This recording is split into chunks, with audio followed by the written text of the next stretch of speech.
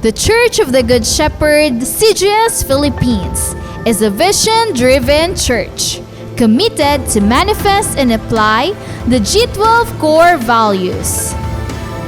I am a true disciple. Christ-likeness and multiplying ministry. Caught by the vision. Understand, live, and transmit the vision. Committed to sell life. Evangelism, leadership development, and multiplication. Passionate spiritually. Devotional life, prayer and fasting, and holiness. Submission to authority. Love, honor, and respect my leaders. Commitment to time. Manage and invest my time for the kingdom. Lifelong relationship. Accountability and responsibility. I love equipping and training. Training is my happy hour. I am a leader of 12 disciples. I am born to multiply. Accomplishing church goal setting. I support, help, and fulfill the goals. I want to see my church grow. Pray, work, and invest. The importance of young people. I will prepare the next generation.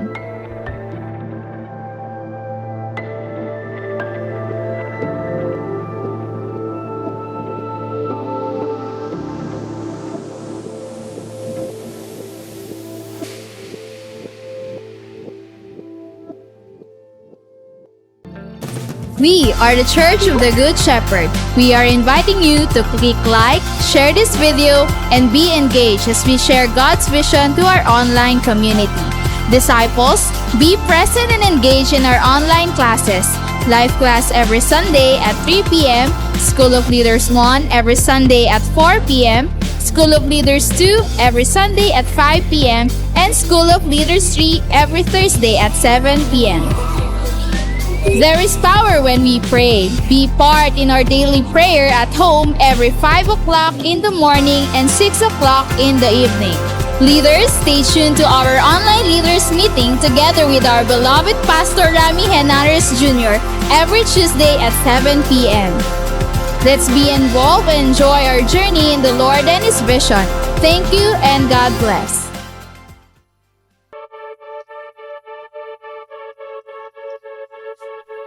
The Church of the Good Shepherd aims to make the vision of God manifest in the lives of people. People come not just to hear the Word of God, but at the same time train them as a disciple of the Lord Jesus Christ. Every Sunday after the worship service in the morning, disciples come in the afternoon to be trained in the class. Discipleship training consists of life class, where people learn how to live a life according to the will of God. After life class, they will level up and be trained to become a disciple and leaders through a class that we called as School of Leaders 1, 2, and 3. Though the pandemic strikes, discipleship training never stops. Life class and even School of Leaders 1, 2, and 3 transition to virtual classes. The teachers, together with the students, engage in learning and applying the vision of the Lord Jesus Christ to win, to consolidate, to disciple, and to be a leader that also reaches other people. Truly, Christ Church and His disciples will continue to grow and mature despite of the pandemic that strikes the world, because we are the church and we have the vision.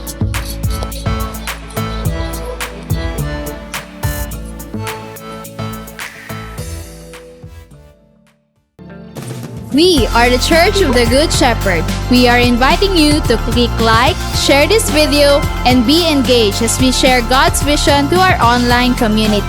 Disciples, be present and engage in our online classes. Life class every Sunday at 3 p.m., School of Leaders 1 every Sunday at 4 p.m., School of Leaders 2 every Sunday at 5 p.m., and School of Leaders 3 every Thursday at 7 p.m.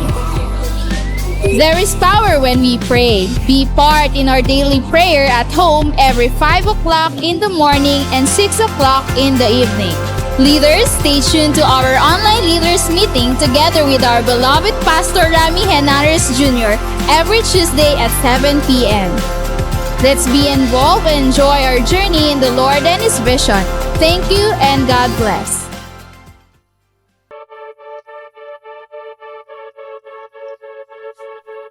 The Church of the Good Shepherd aims to make the vision of God manifest in the lives of people. People come not just to hear the Word of God, but at the same time train them as a disciple of the Lord Jesus Christ. Every Sunday after the worship service in the morning, disciples come in the afternoon to be trained in the class. Discipleship training consists of life class, where people learn how to live a life according to the will of God. After life class, they will level up and be trained to become a disciple and leaders through a class that we called as School of Leaders 1, 2, and 3. Though the pandemic strikes, discipleship training never stops. Life class and even School of Leaders 1, 2, and 3 transition to virtual classes. The teachers, together with the students, engage in learning and applying the vision of the Lord Jesus Christ to win, to consolidate, to disciple, and to be a leader that also reaches other people. Truly, Christ Church and His disciples will continue to grow and mature despite of the pandemic that strikes the world, because we are the church and we have the vision.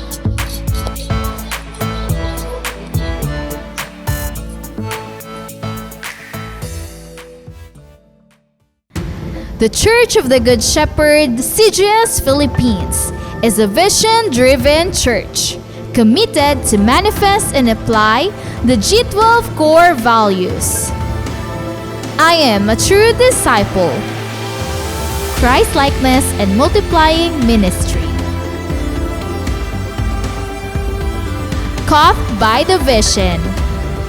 Understand, live, and transmit the vision. Committed to sell life, evangelism, leadership development, and multiplication. Passionate spiritually, devotional life, prayer and fasting, and holiness. Submission to authority, love, honor, and respect my leaders. Commitment to time, manage, and invest my time for the kingdom. Lifelong relationship, accountability, and responsibility. I love equipping and training. Training is my happy hour. I am a leader of 12 disciples. I am born to multiply. Accomplishing church goal setting. I support, help, and fulfill the goals. I want to see my church grow. Pray, work, and invest. The importance of young people. I will prepare the next generation.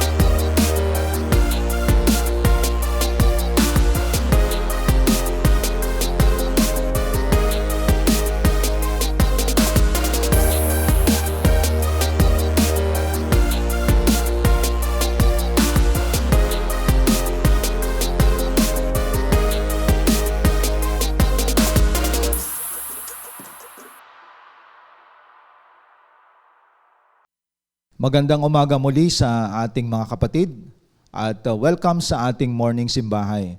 Atin pong wini-welcome lahat nating mga leaders, kasama ang ating mga pastors, mga primary, lahat nating mga disciples, lahat nating mga kapatid na nasa Luzon, Visayas at Mindanao. Welcome po sa lahat ng kasama natin dito sa online simbahay. Ganon din ang lahat nating mga Filipino workers na nasa labas ng bansang Pilipinas. Lahat ng mga Pilipino outside of the Philippines, welcome po sa ating mga leaders, mga disciples, mga cell group members natin. At the same time, lahat ng mga patuloy na sumusubaybay sa ating online platform simbahay na kasama ngayon sa ating pagsamba ay welcome po lahat ng mga invites po natin. At sa oras na ito mga kapatid, simulan po natin ang lahat sa ating pambungad na panalangin. Dakilang Diyos na makapangyarihan sa lahat, pinagkatiwala namin sa iyo ang araw na ito, ang oras na ito ng aming pagsamba sa iyo at ang pangalan mong maluwalhati.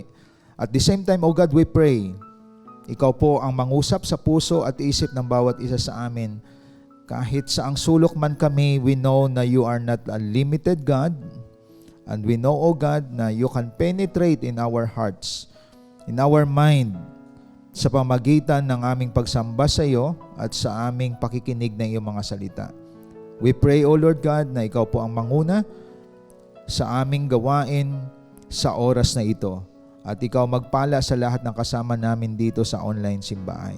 Sa iyo po namin pinagkatiwala ang lahat sa dakilang pangalan ni Kristo Jesus. Amen. Damin po natin ang awiting ito na dadalhin po sa atin ng CGS Philippines Worship Team.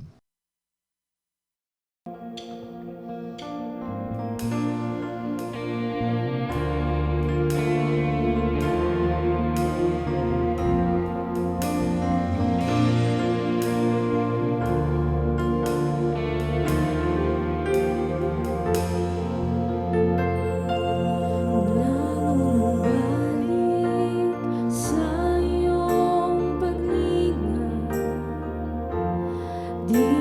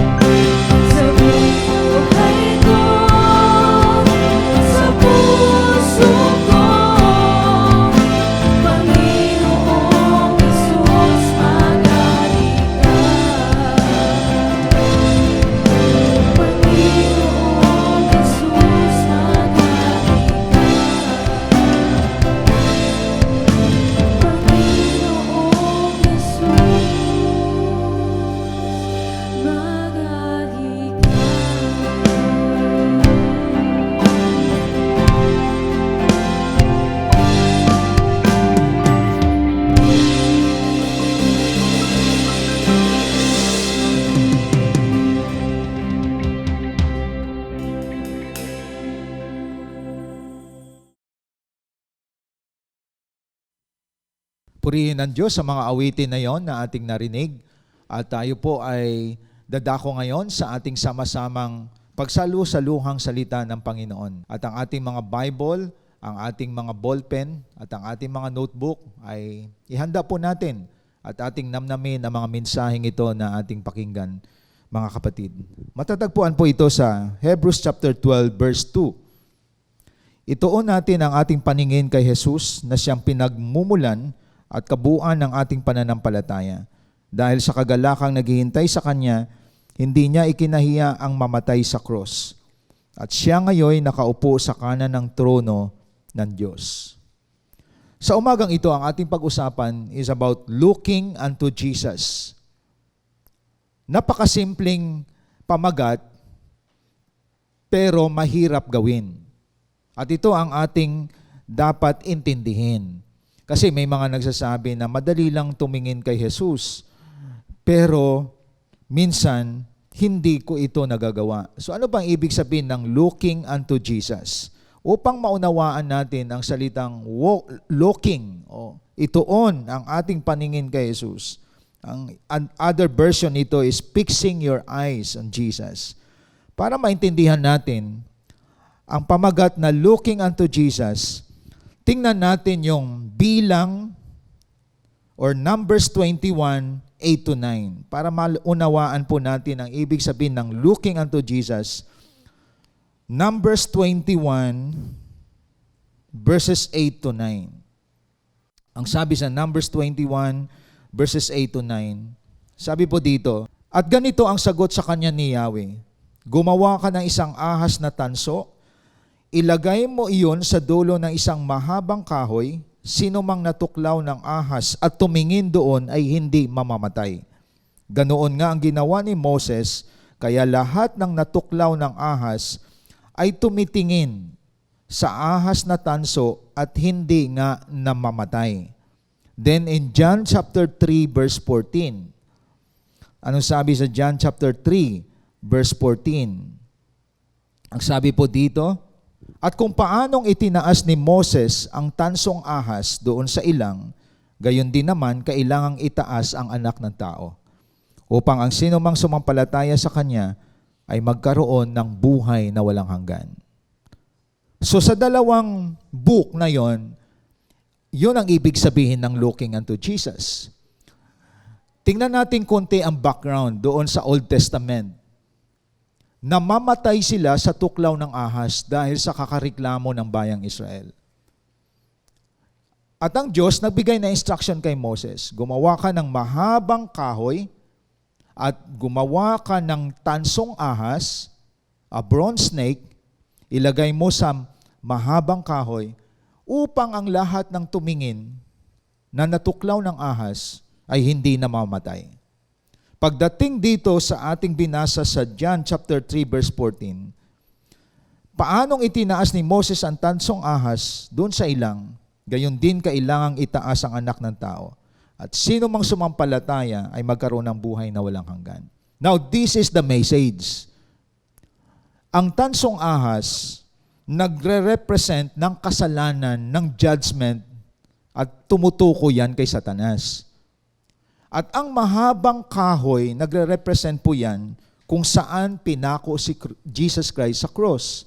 Ibig sabihin, kapag pinagsama ang mahabang kahoy, nakasabit ang tansong ahas, diyan, mga kapatid, nagre-represent o nagsisignify, sinisignify nito ang kasalanan ng tao at ang sumpa na nilagay kay Jesus Christ at ang kasalanan ng tao nilagay kay Jesus Christ dahil ang mahabang kahoy nagre-represent ng cross. Sa madaling salita, ang tunay na laban na sa cross.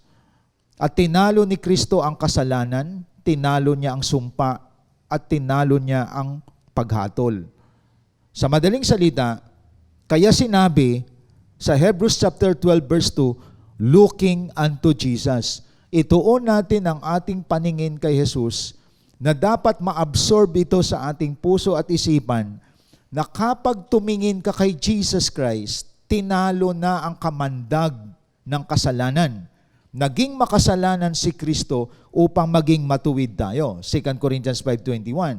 Naging sumpa si Kristo upang maging pagpapala tayo. Mula sa lahi ni Abraham, makamit natin yung pagpapala. Galatians 3:13. Sa madaling salita, kaya sa Hebrews 12:2, itinuro sa atin, ituon mo ang paningin mo kay Jesus. Dahil kay Jesus, pinalaya tayo, pinatawad tayo. Tayo ay wala na sa sumpa. Kaya ang mga Israelite, pag tumingin sila sa tansong ahas, hindi sila namamatay. Pagdating sa John chapter 3 verse 14, ang sino mang sumampalataya sa anak na tao, si Kristo ito, may buhay na walang hanggan. So ibig sabihin, binabalik po tayo doon sa katotohanan na kay Kristo, ang sumpa wala na sa atin. Tumingin tayo sa Kanya. Kay Kristo, ang kasalanan wala nang kapangyarihan sa atin. Kay Kristo, ang paghatol ay wala na sa atin dahil tinapos niya lahat sa cross ng Kalbaryo. Yun ang ibig sabihin ng looking unto Jesus. Ibig sabihin nito, i-absorb natin ang ginawa ni Kristo araw-araw sa buhay po natin. Kung nais nating tumibay, tumatag, i-focus natin lahat ng ginawa ni Kristo sa buhay po natin. Sa madaling salita, mga kapatid, hindi yung paggising mo sa umaga, problema iniisip mo. Paggising mo sa umaga, bayaran ng mga utang ang iniisip mo. Paggising mo sa umaga, minsan, sarili mo palagi ang iniisip mo. Ang sakit mo palagi ang iniisip mo. Ibig sabihin, kapag hindi natin nagawang looking unto Jesus, marami pong nagbibigay sa atin ng mga toxic at pwedeng manghina po tayo. Kaya pagdating sa numbers na binasa natin, pag tiningnan nila ang ahas na ginawa sa tanso ni Moses, gumagaling sila sa sakit. Nagpoporsyado yan na may Kristo na ipapako sa krus at yung ahas talunan na, si Satanas talo na. At sinabi yan sa John 3:14 na dahil kay Kristo, ang sino mang sumampalataya may buhay na walang hanggan. So I hope nakita ninyo ang katotohanan ng looking unto Jesus. Ibig sabihin, absorb everything what Christ has done in your life. I-absorb natin ito. Bulay-bulayin natin yung ginawa ni Kristo sa buhay po natin upang manatili po tayong maging matibay at matatag.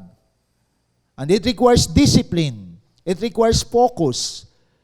Mga kapatid, kasi maraming mga tao minsan nabaling ang paningin sa mga bagay na pwedeng ikakahina niya.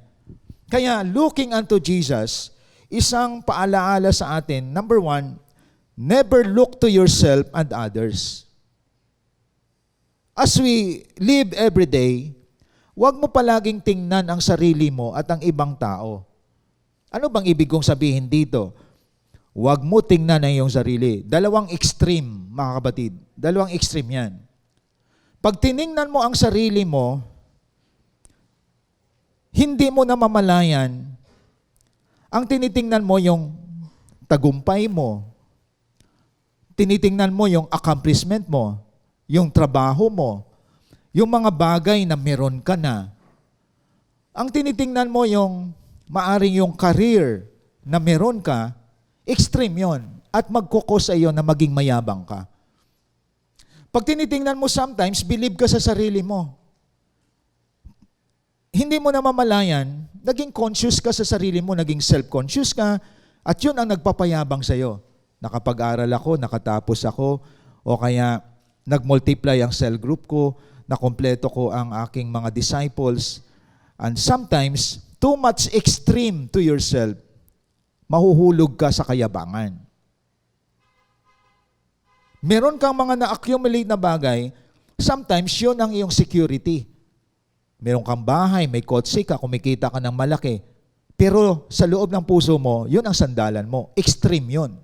Extreme, if you look to yourself, pwede kang itaas ng sarili mo, nakalimutan mo ang Kristo na nagbigay sa iyo ng pagbabago ng buhay mo. Kaya binabalik tayo sa looking unto Jesus. Another extreme of looking to yourself, mababa tingin mo sa sarili mo. kawawa ako, wala akong kakayahan, hindi ko kaya to, mahina ako. Another negative extreme to yourself. At diyan ang mga iba nagpapakamatay. Hanggang dito lang ako, ito lang kaya ko. So both are extreme. Pag masyado kang nakatingin sa sarili mo, it's either mataas tingin mo sa sarili mo, pwedeng maging mayabang ka. At yun ay kakabagsak mo. Na kahit wala naman ako sa gawain, umuunlad naman buhay ko, kahit hindi naman ako mag-pray, bakit okay naman buhay ko? Ayon.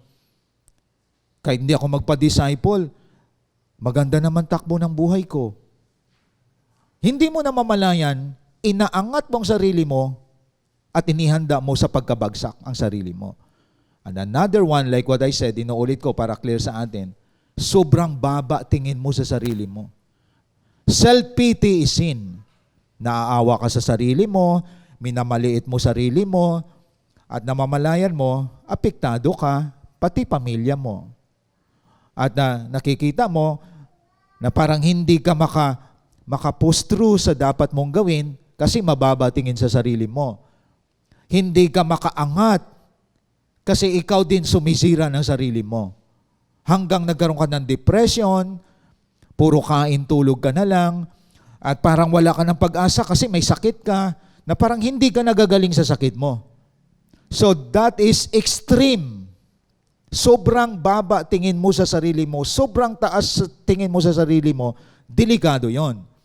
At yan tayo binabalik, looking unto Jesus. Anything, accomplishment mo sa buhay, it's all about the Lord God. At sa sobrang baba ng tingin mo sa sarili mo, ibalik mo ang buhay mo kay Jesus. Kaya dapat mga kapatid, kaya nga sinabi ni Pablo sa Galatians chapter 2 verse 20, no? Pinako na akong kasama ni Kristo. Hindi na ako nabubuhay kundi si Kristo na. Ibig sabihin, it's all about the Lord Jesus Christ. It's not about yourself. Ibig sabihin, kaya nga ang discipleship, deny yourself, patay ka na. Nag-ooperate ang buhay natin kay Kristo, hindi sa sarili natin. We live by faith, not by sight.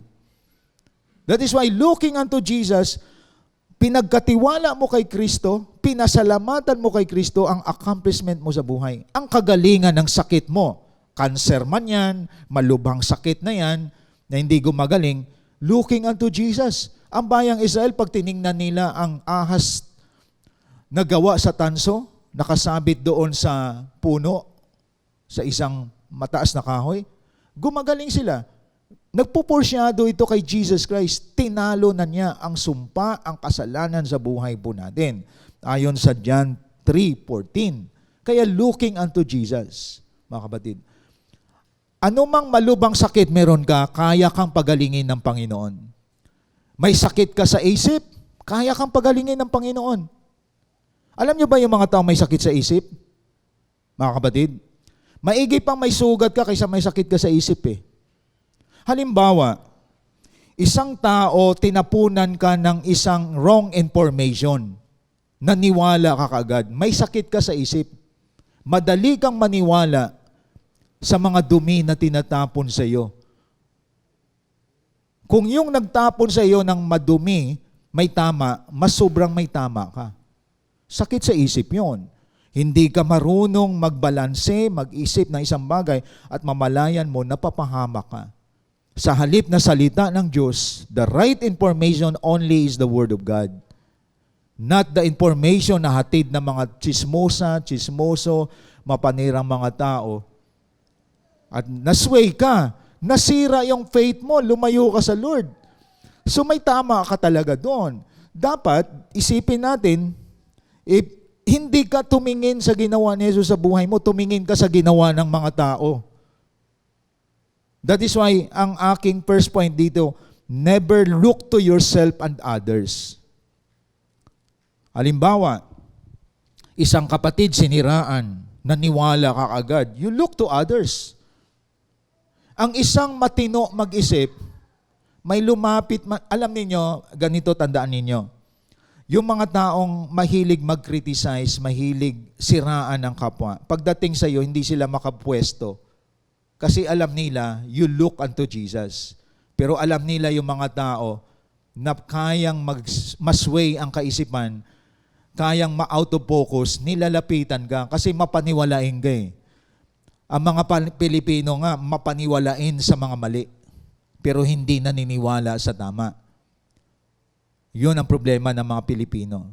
Biro mo, ilang pamahiin po tayo, iihi ka lang sa tabi, ay tabi-tabi po, no sa punso, o naniwala ka kaagad, di ba? Kapag may lumipad na paru-paro, sabihin mo malas. Saan mo kinuha yon? Mapaniwalaan tayo sa mali, pero pag inihatid ka sa tama, nagre-resist tayo. And that is the destruction of the enemy in your life. Kaya pagdating din sa salita ng Diyos, hindi ka nagbubulay-bulay ng salita ng Diyos, pero nag-aantay ka ng mga wrong information. Kaya dito, binabalik po tayo, looking unto Jesus, fix your eyes to Jesus. Diyan ka palagi umiikot everyday. Never look to yourself and others. Alam niyo pag tumingin kayo, sino yung mga others? Yung nasa paligid mo. Pag titingnan mo lang palagi si pastor, pwede kang matisod. Di ba? Kasi makikita mo, may mali din ang pastor. Pag tiningnan mo yung leader mo, pwedeng mag-back off ka. Titingnan mo yung asawa mo, pwedeng ma-discourage ka. Di po ba? Kasi hinahanap mo yung wala naman na makita mo sa taong yon.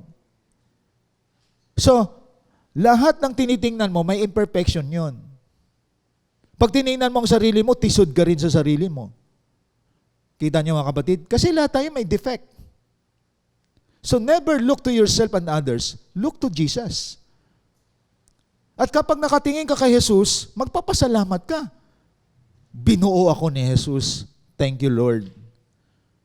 Kaya ka nag-aabot ng ibang tao, hindi para lang makita dumi nila. Ang exemption lang dito, you reach out people para makakilala kay Jesus. Pero hindi natin gawain na mag-major sa mali ng ibang tao at i-judge ang ibang tao. Gawain yun ng mga taong may tama sa isip. At kapag ikaw din, mapaniwalain sa... Biro mo araw-araw, binubulay-bulay mo yung mali ng ibang tao. That is mental health problem. Ang healthy mindset, you speak about vision, ideas, principles of God. Surround yourself with those people. Lumayo kayo sa mga taong pinag-usapan palagi. Buhay ng may buhay. Ano yan? Mababang klase ng kaisipan yan. Very poor mind. Ang isang excellent mind speak about ideas, about principles, about vision. It speaks about God.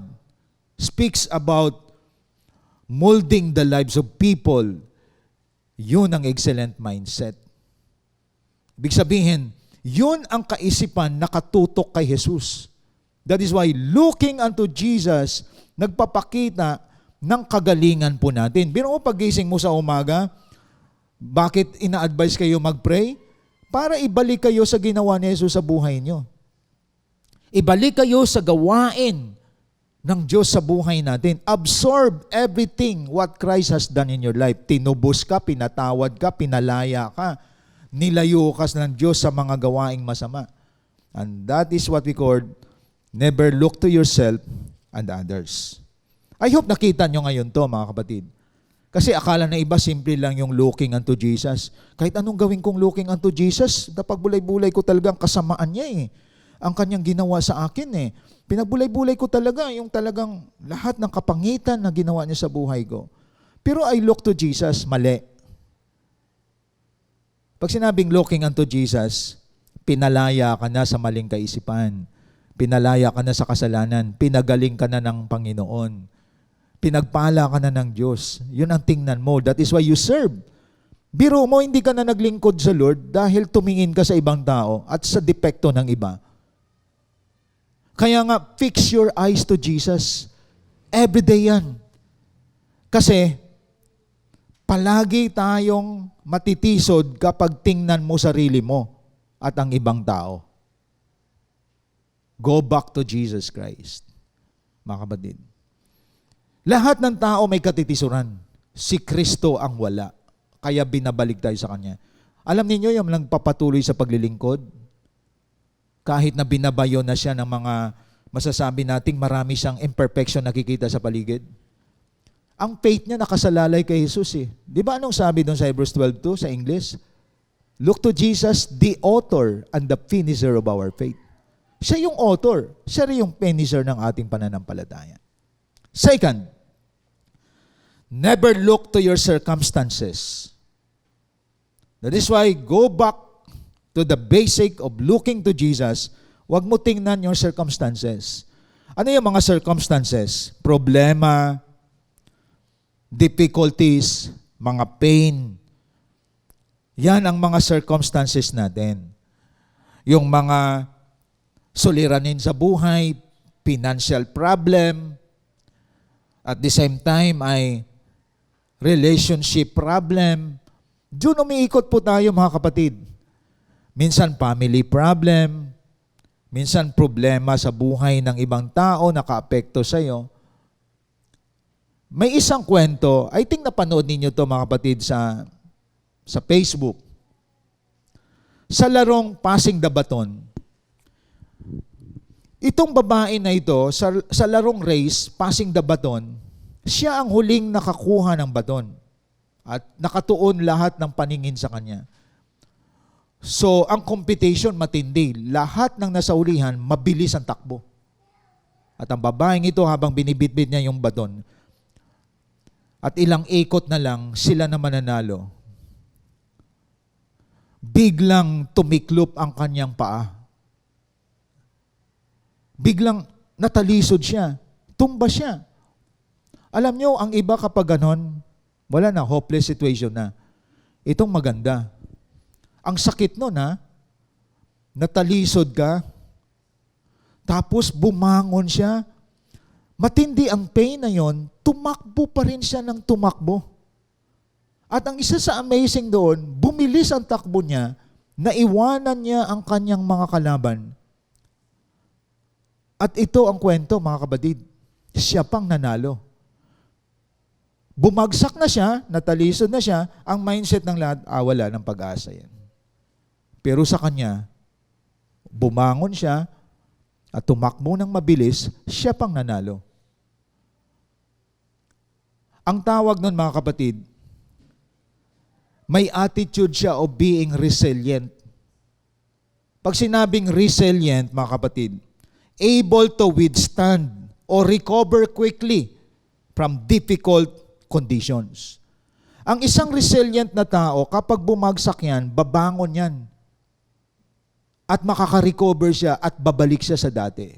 Na parang walang nangyari sa kanya. We need that kind of attitude. At ang goal ng babaeng yon, dapat manalo ang grupo namin. Hindi pwedeng kami ay matalo. Yun ang nag-motivate sa kanya to be resilient. Kailangan ng mga disciples ang pagiging resilient.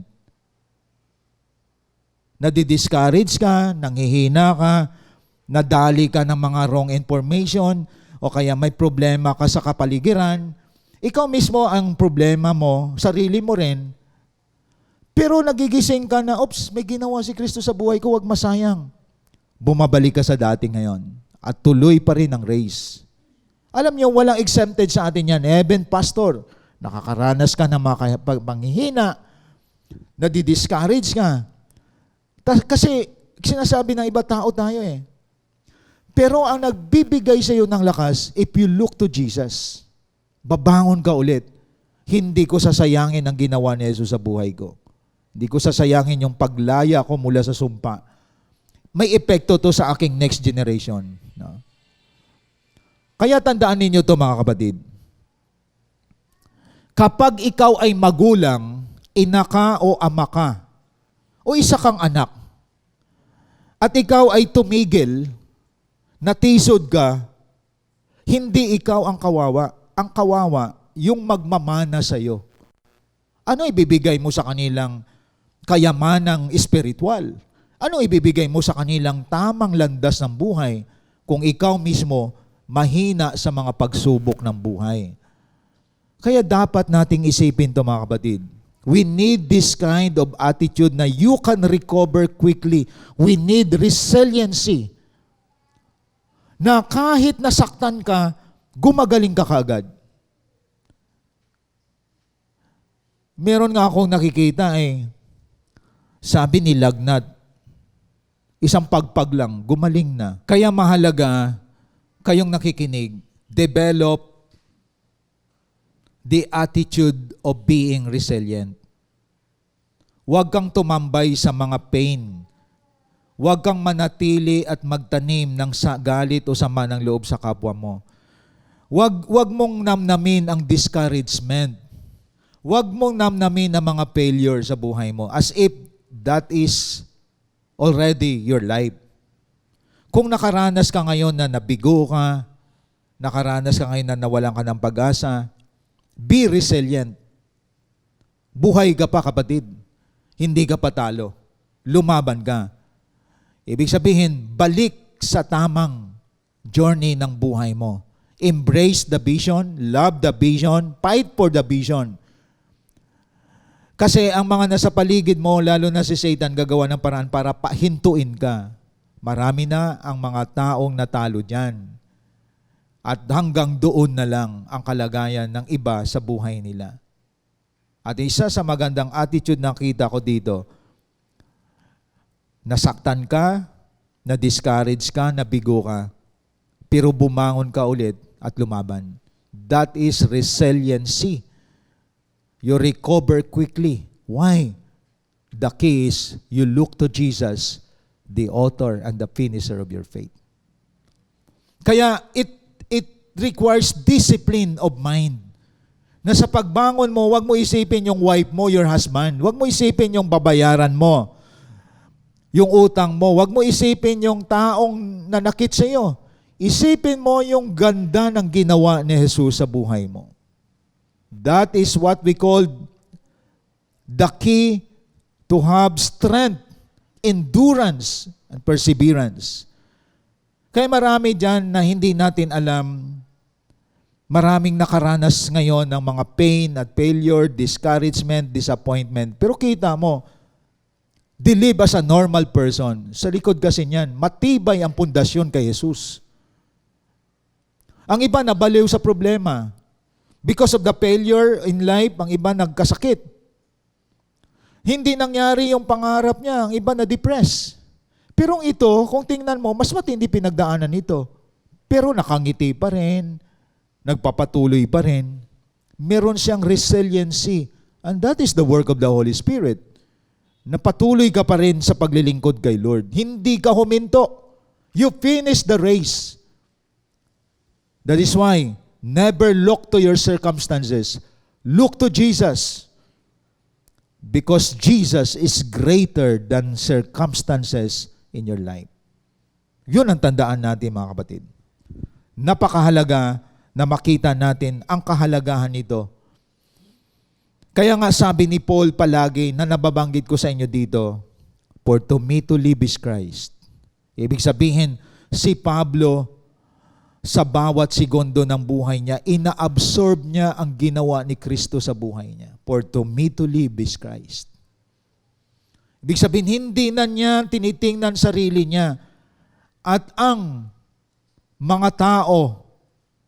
Hindi na niya tinitingnan ang circumstances na nangyari sa buhay niya. Biro mo na sa bilangguan ka na, ginagapos ka pa ng mga kadena. Pero sabi niya, for to me to live is Christ. Ibig sabihin, heaven pa rin ang utak ni Paul. Despite of circumstances, nakapokus siya kay Kristo. Kaya tandaan natin ito, mga kapatid. It's not all about the surroundings. It's not all about the circumstances. It's all about the Jesus that lives in your heart and in your mind. Kahit discomfort ang buhay mo, kahit may sakit kang naramdaman, palagay natin, cancer, marami na gumaling dito sa atin. It's not about the name of CGS Philippines. It's the name of Jesus.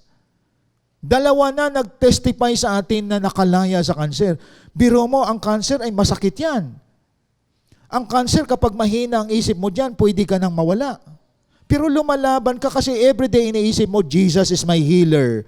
Jesus is my provider. Everyday you confess that, and that is the truth. Tumingin ka kay Jesus at hindi ka mamamatay. Marami tumingin kay Jesus, hindi namatay. May buhay na walang hanggan, mga kapatid. Kaya wag mo tingnan ang iyong status of life kasi pwedeng mawala yan. Wag mo tingnan ang mga discouragement mo sa buhay, that is circumstances. Ibaling mo ang isip at puso mo ngayong araw na to hanggang sa mga huling panahon. May discomfort ka mang maranasan, meron ka mang mga affliction na maranasan. Kapatid, continue to look to Jesus. Kaya alam ninyo, marami dito sa atin,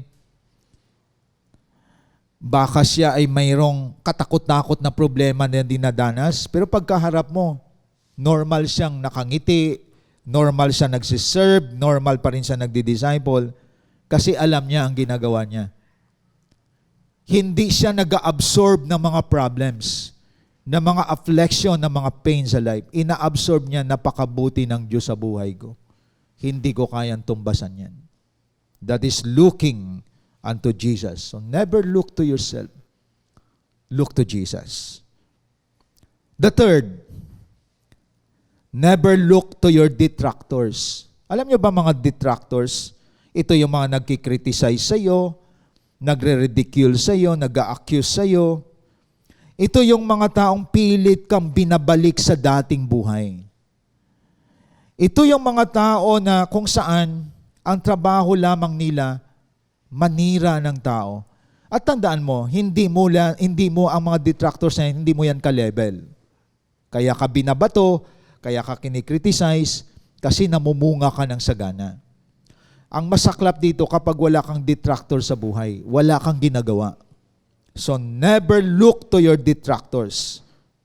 Kasi ang tinatapon ng mga detractors sa iyo, mga dumi yan. Ang tawag nga ni Bishop, yan ang ating fertilizer. And how you respond sa mga detractors na yan, yan ang magbibigay sa iyo ng growth. Diyan ka lalago. Lalago ang buhay mo. Consider your detractors as your fertilizer. Yan ang magpapahubog sa buhay mo. Kaya kapag may mga nag-ridicule sa iyo, may naninira sa iyo, and you have a habit of right response, mag-grow ka. Pero kapag ina-absorb mo yung mga accusation at ina-absorb mo yung mga criticism na dala ng mga detractors mo, pwede kang maging malambot, pwede kang maging isang talunan at hihinto ka na. As if sila ang ina-absorb mo. Pero always remember, ang detractors is a blessing. Ibig sabihin, nasa itaas ka na, kaya may bumabato sa iyo. Walang babato sa iyo kung wala ka namang ginawang tama.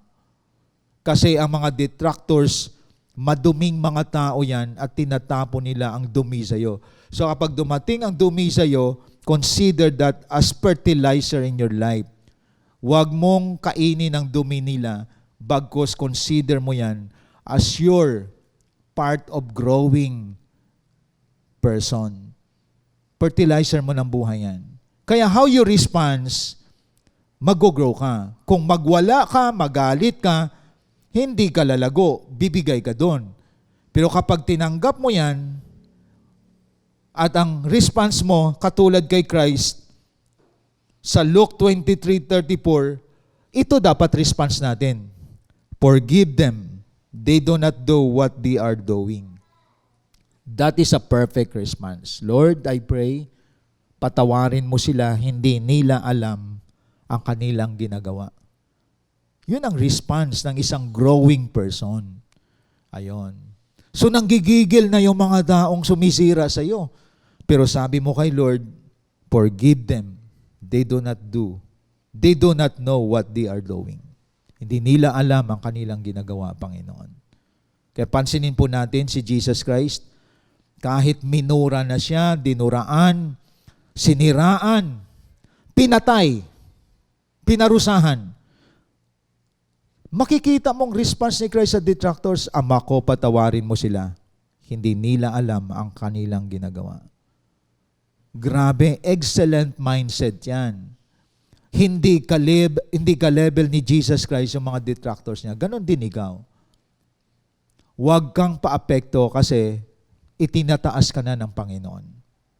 And it's a blessing, mga kapatid. Kaya never look to your detractors. Look unto Jesus, the author and the finisher of our faith. Kaya nakita po natin, mga kapatid, akala natin ang dalila ng look unto Jesus. Bakit maraming hindi nakagawa nito? Hindi nila naintindihan ang looking unto Jesus.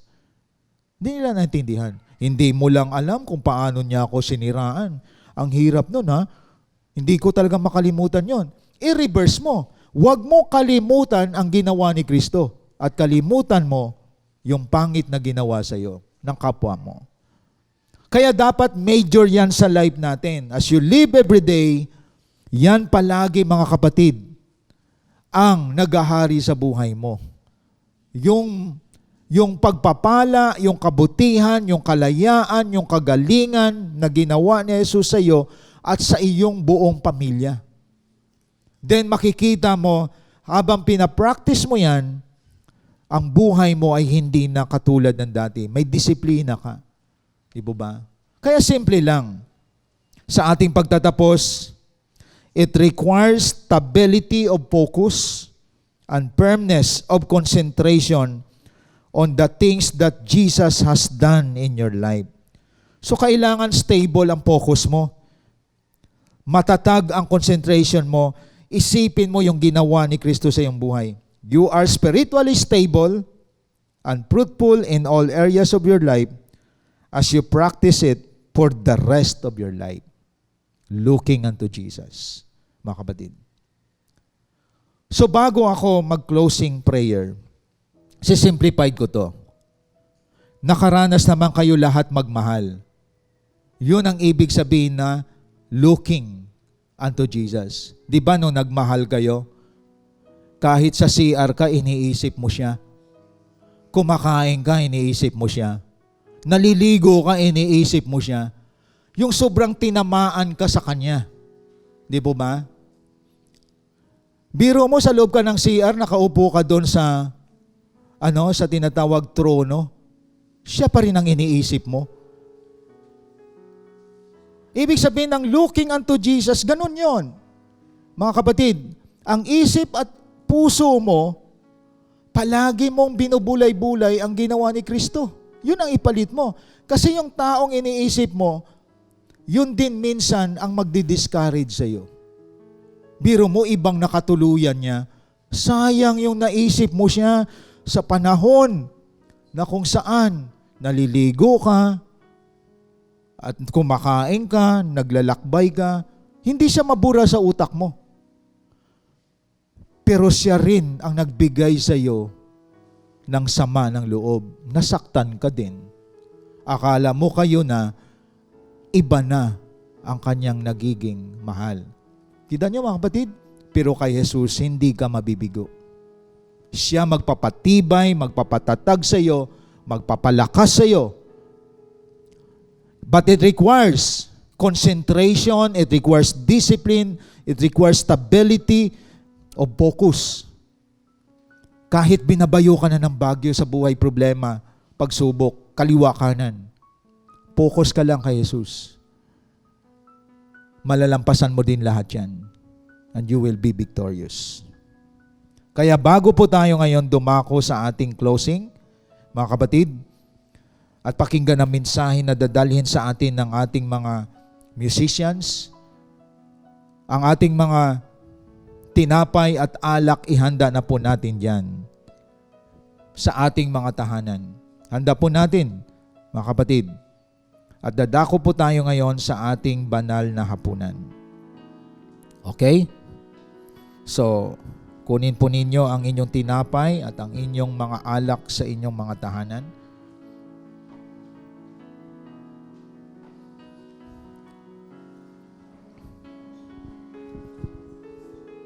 Hawakan po natin ang ating mga tinapay na sa tahanan kayo kasama with your family. Ang sabi ng banal na kasulatan, ito ang katuroang tinanggap ko sa Panginoon at ibinigay ko naman sa inyo. Noong gabing siya ipagkanulo, ang Panginoong Hesus ay dumampot ng tinapay, nagpasalamat at pinagpira-piraso ito. At sinabi, ito ang aking katawan na inihahandog para sa inyo. Gawin ninyo ito bilang pag-alaala sa akin.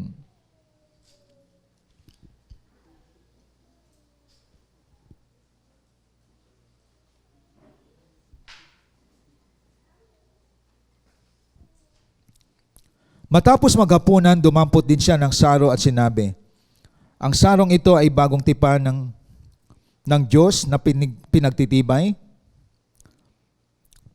Tuwing inumin ninyo ito, gawin ninyo bilang pag-alaala sa akin. Sapagkat tuwing kakain kayo ng tinapay at iinom sa sarong ito, pinapahayag ninyo ang kamatayan ng Panginoon hanggang sa kanyang muling pagparito.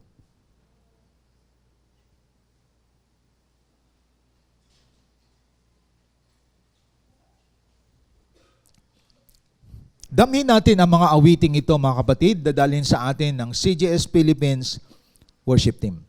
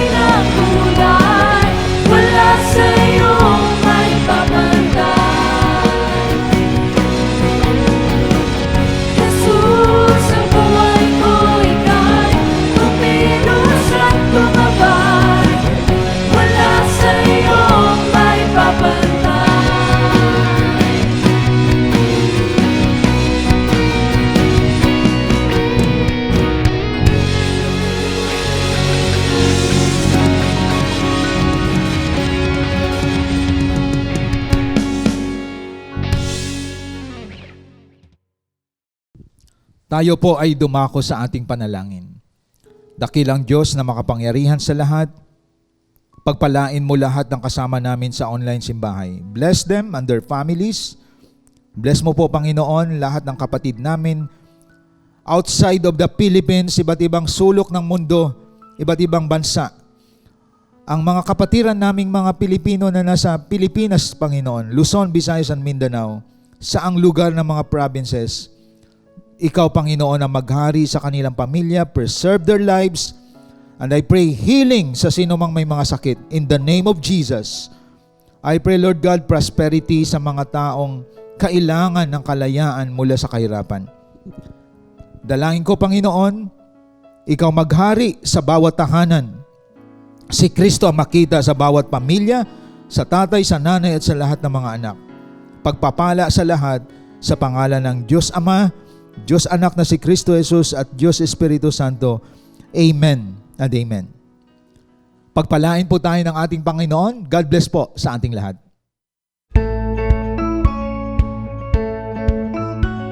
Hope you've been blessed by the message of God today as we continue to extend our calling in loving God and loving people even in online, and keep you more updated to our journey in God's vision. Connect to us wherever you are. Like our Facebook page, follow us on our Instagram account, and subscribe to our YouTube channel. Be a blessing and always be updated. Are you blessed? Now it's time for you to become a blessing online by sending stars to support our local church and take part in our lot project. And be a cheerful giver for sending your tithes and offering to our GCash account.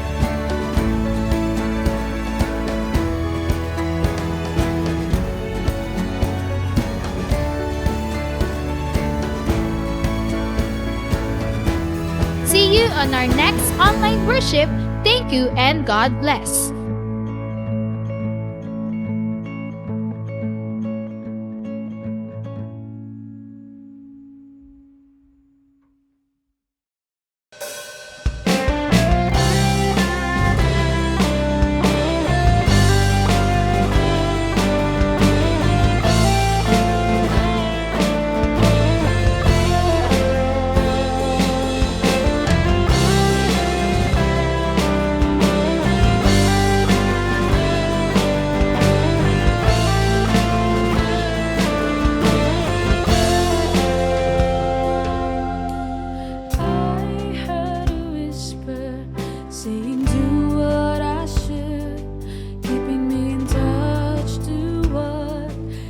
Good.